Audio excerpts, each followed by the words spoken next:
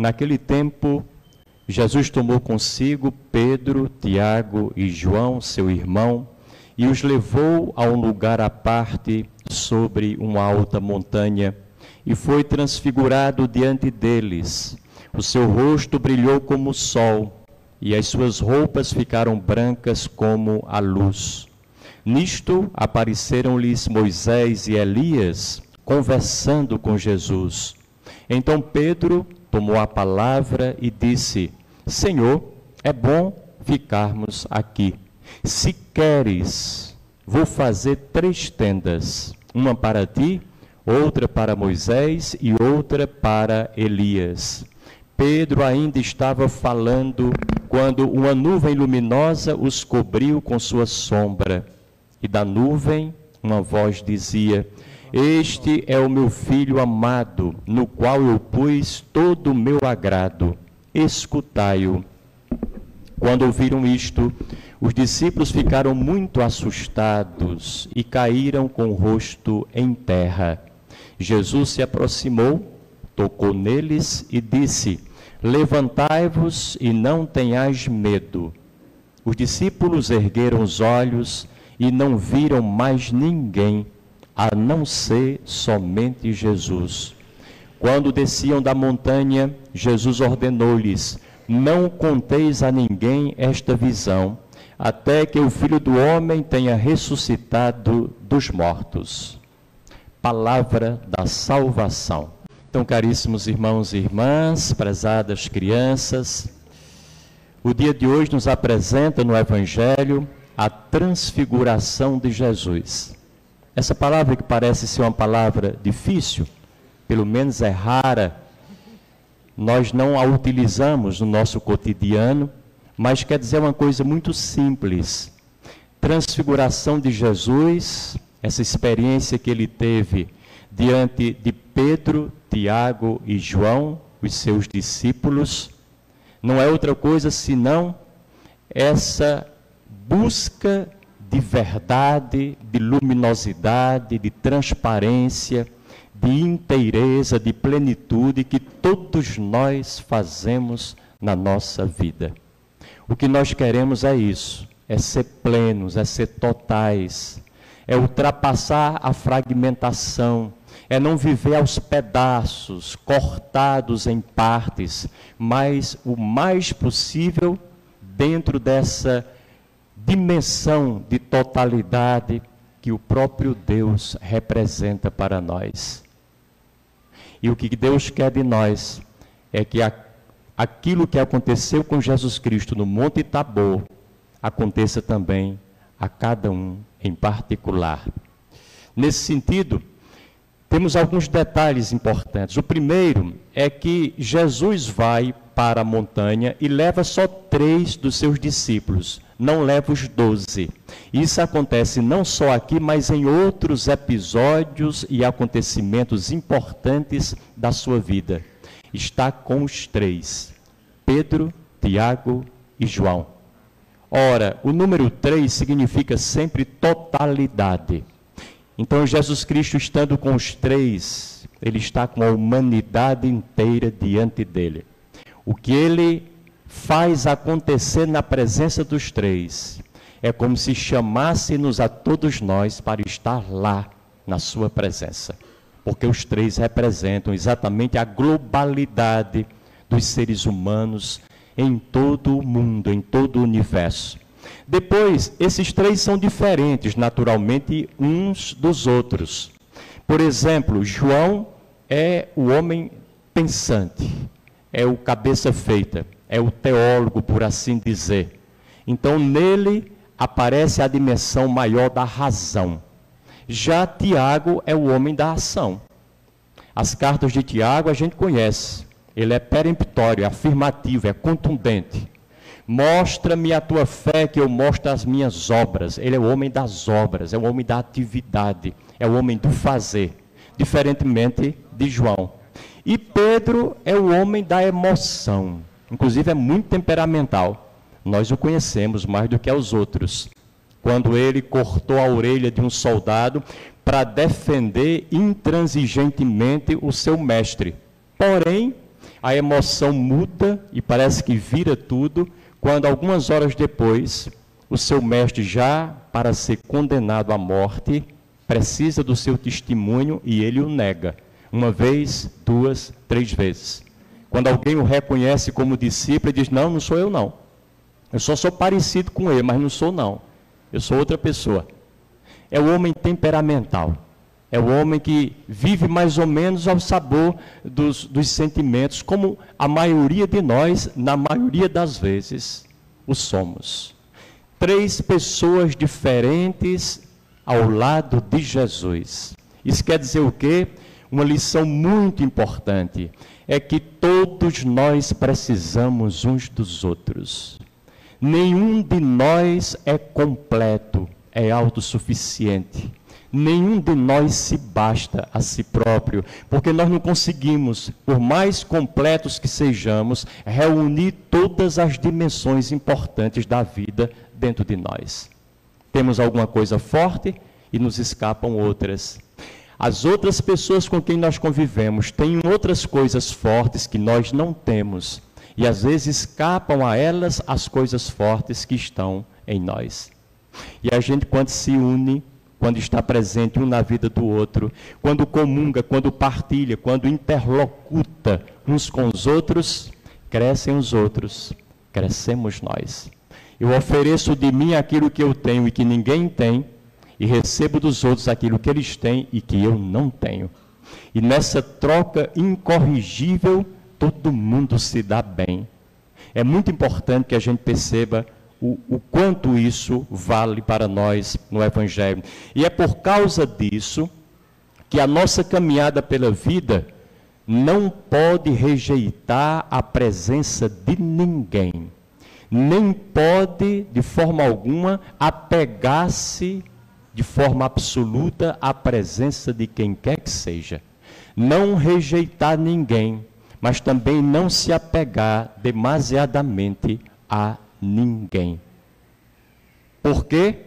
Porque as pessoas a quem eu me apego, porque eu gosto delas, porque elas me fazem bem, porque elas me são agradáveis, porque elas produzem bons resultados para mim, porém, elas não têm as coisas que as outras pessoas que eu rejeito têm para me dar. As pessoas que estão perto de mim, que eu considero minhas amigas, meus amigos, meus parentes tão queridos, elas podem ter tudo de bom para me dar, mas não têm o que os outros têm e que não coincide com eles. E é por isso que eu sou chamado a abrir-me para todas as pessoas, não rejeitar ninguém. Tem uma lei na chamada espiritualidade tradicional dos indianos, dos hindus. Essa é a primeira de 4 leis fundamentais para eles, que diz assim: a pessoa que vem é a pessoa certa. A gente não tem que escolher quem é que vem para a gente se relacionar, de perto ou de longe. Quem chegar para nós, aquelas pessoas que a vida vai colocando diante de nós, gostemos delas ou não, nos interessemos por elas ou não, são as pessoas certas de quem nós precisamos naquele exato momento da nossa vida. Porque elas mobilizam em nós determinadas reações, sentimentos e processos internos, diferente daquilo que as outras que apareceram ontem mobilizaram. E daquelas que vão aparecer amanhã também o farão. Logo, temos que tirar o melhor proveito de todas as pessoas que a vida colocar à nossa frente, sem rejeitar e sem apegar-se absolutamente a nada nem a ninguém. Depois, essa presença de Pedro, Tiago e João, percebemos nós que são aqueles 3 discípulos que acompanham Jesus sempre nas ocasiões mais significativas e importantes da vida dele. Ora, aqui está uma segunda lição importante.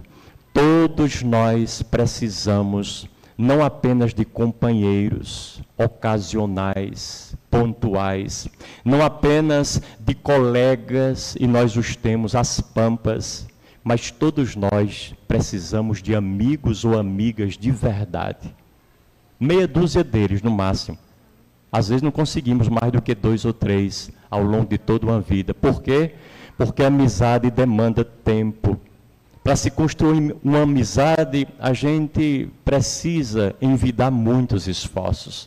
Estar com a pessoa 1, 2, 3, 10, 100, muitas vezes, para que depois de fato aconteça uma amizade, daquelas que a gente pode confiar em quem se tornou nosso amigo e pode se deixar confiar por ele.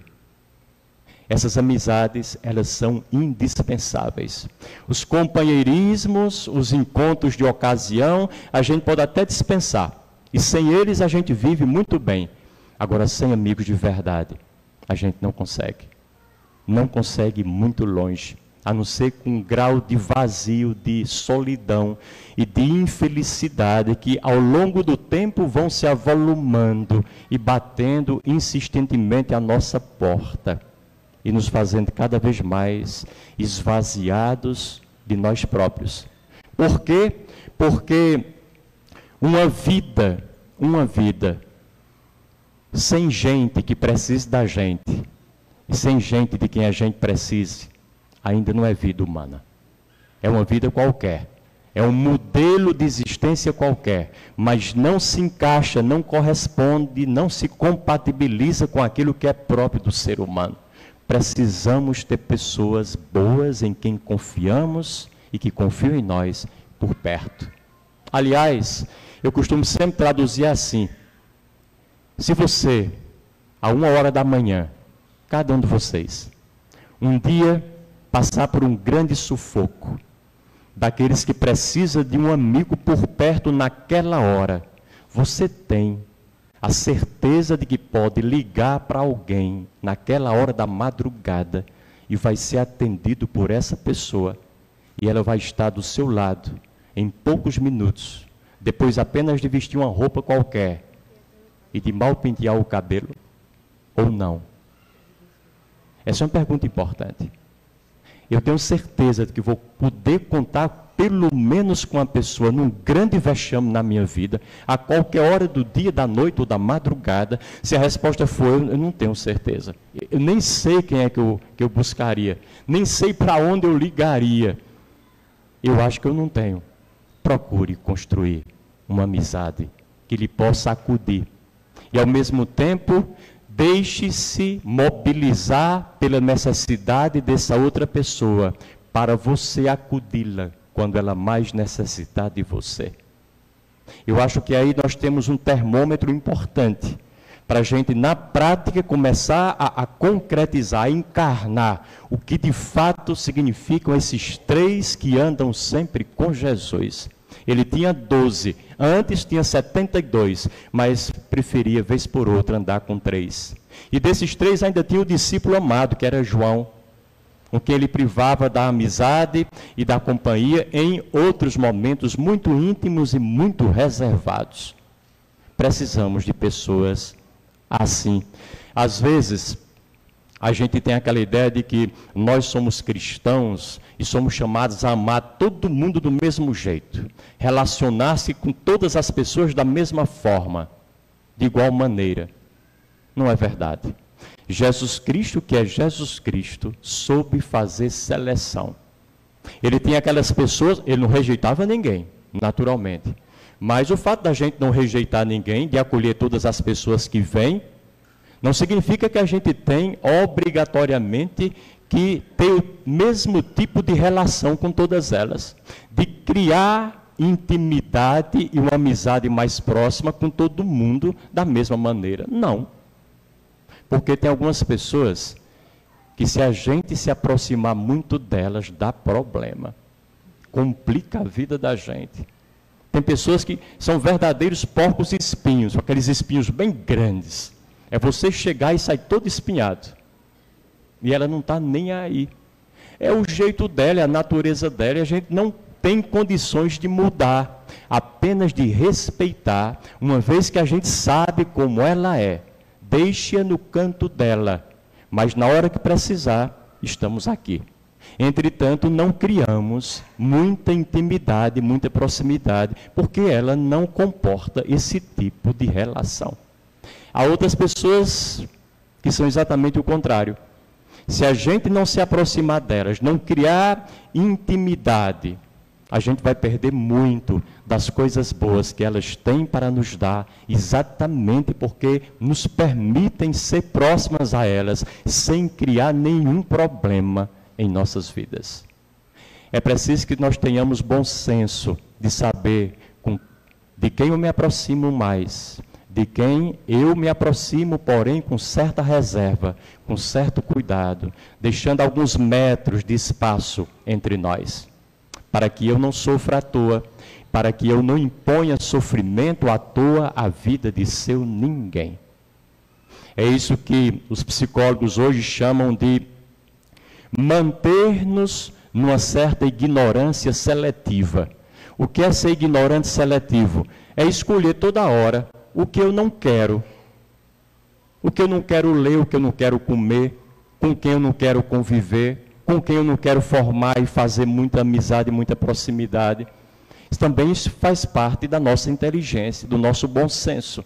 E é preciso ter esse cuidado. Quando Jesus Cristo escolhe 3 dentre todos os outros para estar com eles e não com os outros todos, Ele nos autoriza a escolher as nossas amizades. Ninguém se sinta com peso na consciência, como católico que é, como cristão que é, porque não ama todo mundo do mesmo jeito. Uma mãe em casa não ama os filhos do mesmo jeito. Tem uns que vivem abraçando ali, pertinho da mãe, cheios de carinho e de afeto, de uma docilidade sem igual.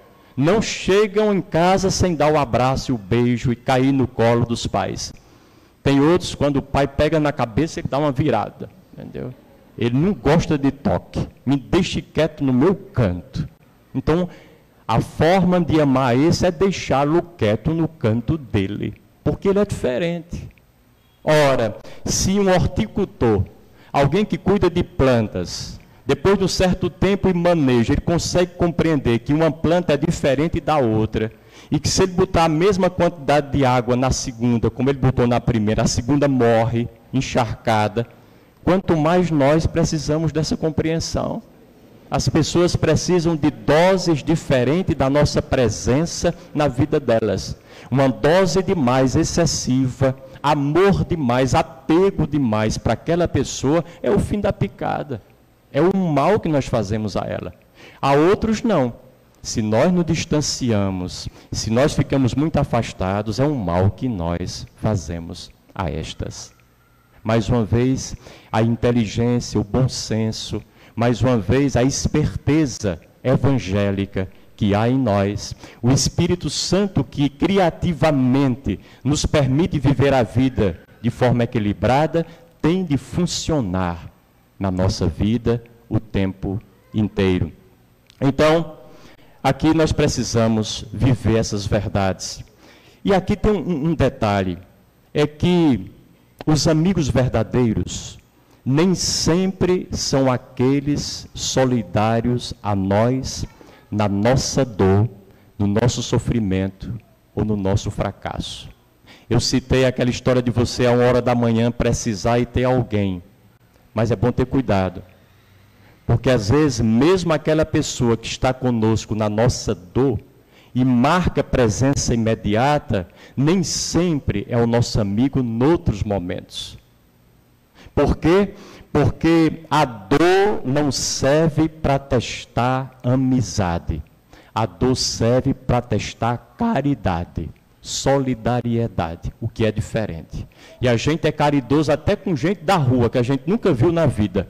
Nós somos solidários e capazes de gestos de inclusão, de compaixão com qualquer ser humano. Mas nem por isso somos amigos daquelas pessoas a quem somos solidários. O que serve para testar a amizade das pessoas em relação a nós é exatamente a alegria que essas pessoas têm quando nós estamos alegres. A felicidade dessas pessoas com a nossa felicidade. Eu sempre costumo dizer assim, você quer testar se uma pessoa é amiga mesmo? chegue perto dela um dia, olhando bem nos olhos dela e diga: olhe, aconteceu comigo uma coisa tão maravilhosa, conte lá uma coisa bem grande, capaz de provocar inveja a qualquer pessoa, e fica olhando a reação da pessoa. Se a reação dela for acompanhando o seu olhar, vibrando com a sua vibração, se contentando com o seu contentamento, eu tenho um amigo aqui, eu tenho uma amiga aqui. Mas se a reação for de desdém, de indiferença, com aquele olhar de quem não está gostando nada daquela história, está enciumado com aquilo, e mal você termina de contar o motivo da sua alegria, ela diz: mas tenha cuidado, isso passa. Pode saber que você não tem um amigo de verdade. Você não tem uma amiga de verdade. A solidariedade na alegria é diferente da solidariedade na dor. A primeira testa a amizade, a segunda testa a caridade. Nós precisamos de gente caridosa para conosco, precisamos. Mas precisamos, sobretudo, de gente amiga, de gente próxima, de gente em que nós podemos sorrir juntos das nossas vitórias, muito mais do que chorar os nossos fracassos e as nossas dores. Esse é outro elemento imprescindível. Depois, o que vale, na verdade, na nossa vida, é a gente chegar no final e ter uma mão amiga a quem a gente possa se agarrar. No final da vida, tudo vai virar lixo. Nada sobra, tudo desmorona. Mesmo os maiores patrimônios edificados ao longo de uma existência de 90 ou 100 anos, com muito trabalho, muito esforço, muito suor, muito investimento, mesmo estes desabam, desmoronam. Mas o que ficam são os nossos relacionamentos. E é por isso que a gente tem que apostar nesses poucos e bons relacionamentos.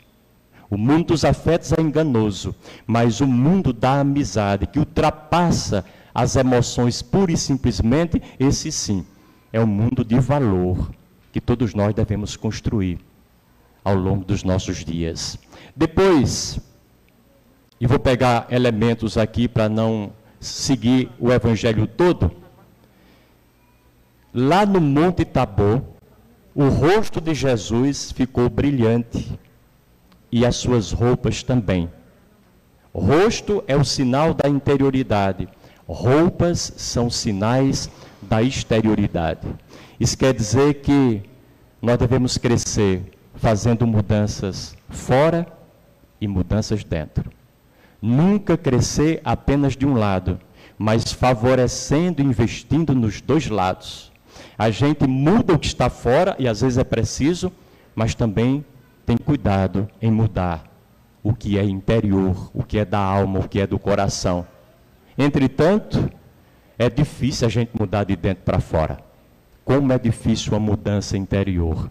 Logo, utilizemos a ferramenta da fisiologia, do que está fora, para a gente mobilizar e provocar mudança a partir de dentro.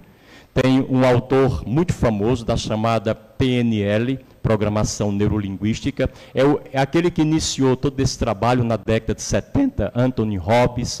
Depois outras pessoas como Laí Ribeiro e outros mais acabaram desenvolvendo e trazendo para nós o pensamento dele lá atrás. E o que é que ele diz? Se você quiser ser amigo, haja como se fosse. Não precisa de sentimento interior. Haja como se fosse. Você sabe como é que age um amigo? Então haja assim. Você quer ser uma pessoa bondosa? Haja como se fosse. Você não precisa ser bom, mas haja como se fosse bom.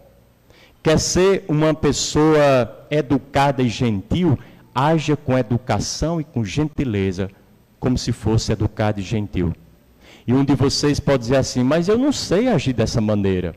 E ele dizia: então haja como se soubesse. Invente. Invente.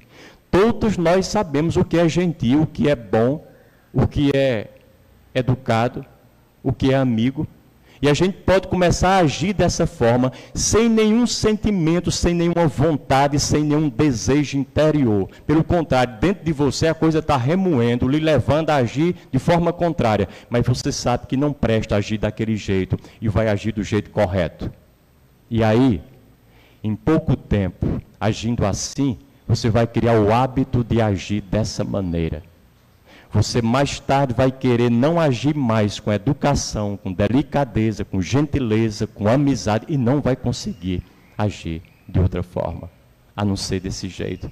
Ou seja, aquelas coisas que eu comecei a fazer de fora para dentro entraram mesmo em mim e não saem mais, tornaram-se habituais em mim. E nós somos pessoas de hábitos. Se insistimos num comportamento por algum tempo, esse comportamento deixa de ser uma coisa pontual e passa a ser uma coisa habitual, permanente, constante, presente, o tempo inteiro em nossas vidas. Depois temos um outro detalhe. No Evangelho de hoje, apareceu no Monte Tabor, na transfiguração de Jesus, apareceram duas almas do Antigo Testamento, Moisés e Elias. Já tinham morrido há muito tempo. O que é que esse pessoal foi fazer ali no Monte Tabor com Jesus?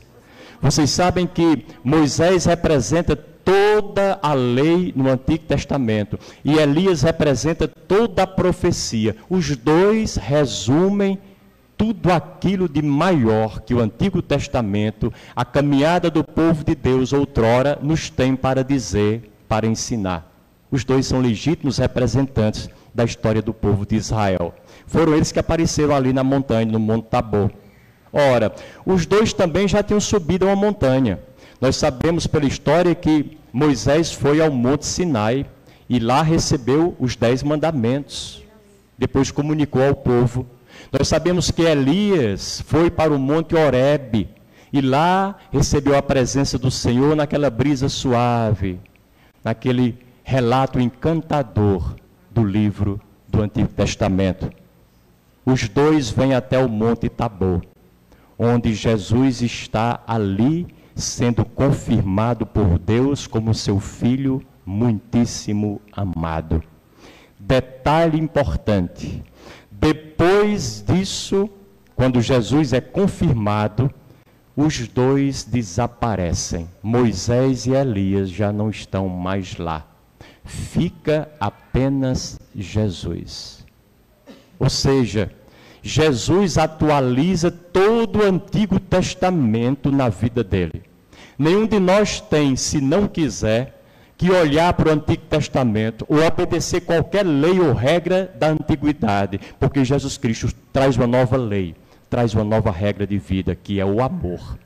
O amor entendido da forma com que ele vai pedagogicamente nos ensinando, com muita paciência. Tem outro detalhe. Eu e vocês, agora, somos chamados a subir ao Monte Tabor das nossas vidas. E queiram apenas compreender uma coisa. Da mesma forma que Moisés e Elias deixaram Jesus, e só ele estava ali presente, hoje, quando nós subimos no Monte Tabor de cada um, nem Jesus está mais presente. Esse é o nosso monte. E ele se faz presente pelo Espírito Santo, que ele investiu para nos conceder, para soprar sobre nós. E ele já nos advertia sobre isso. Olhe, eu vou, porque se eu não for, vocês não vão receber o Espírito. É como se quisesse dizer, se eu não for, se eu não morrer, vocês vão me copiar o tempo inteiro. Eu não quero isso. Eu quero que vocês caminhem com as pernas de vocês, pensem com a cabeça de vocês, ajam a partir do discernimento de vocês. Não fiquem mais amarrados, agarrados, aprisionados ao modelo que sou eu. No Monte Tabor de hoje, até Jesus desapareceu. Ficamos nós e o Espírito Santo que ele nos deixou, que ele nos revelou. Logo, a bola está em nossas mãos. O grande desafio da vida para mim e para vocês é recriar, reinventar, refazer a presença de Jesus Cristo nos dias de hoje. Porque se nós ficarmos apegados ao Cristo de 2000 anos atrás, teremos muito pouca coisa para fazer. Porque há 2000 anos atrás a vida era completamente diferente. Não tínhamos lá os problemas que nós temos agora. Mas hoje, cada um de nós, mais do que cristão, é um novo Cristo, chamado a trazer, a partir da sua vida, a presença de Cristo, lá do passado, para o presente. Eu diria que hoje, nós somos a mais recente edição de Jesus Cristo na face da terra. Como se fosse um livro, que depois de muito tempo é reeditado, porém ele é refeito, ele é repaginado, ele é reorientado, muda o exterior do livro, feitio, a apresentação, mas também mudam muitos parágrafos, muda muita forma de apresentar o conteúdo. Nós somos esse novo livro, nós somos esse novo Jesus. O nosso desafio e a nossa responsabilidade é imensa, é imensa. Foi por isso que Deus nos fez a sua imagem e semelhança. Ele não quis ter imagem própria. Ninguém chega numa loja de vender santos, imagens, diz assim, eu quero a imagem de Deus, porque vai perder tempo, não tem imagem de Deus à venda. Por quê? Porque a imagem de Deus somos nós. Deus não tem braço para agir, a não ser os nossos. Deus não tem pernas para caminhar, a não ser as nossas. Deus não tem nem cabeça para pensar, a não ser através da nossa inteligência. Ele quis assim. Logo, para onde quer que eu vá, é Deus que vai, porque eu sou imagem e semelhança dele. A pergunta é, em que medida eu me acho digno de ser representante, de ser imagem, de ser semelhança, de ser a encarnação de Deus no mundo em que eu vivo? Sou digno ou não? Estou à altura ou muito longe disso? Faço por onde merecer essa dignidade ou preciso ainda correr atrás desse prejuízo? Fiquemos com essa reflexão e que Deus nos ajude no nosso crescimento. Louvado seja nosso Senhor Jesus Cristo.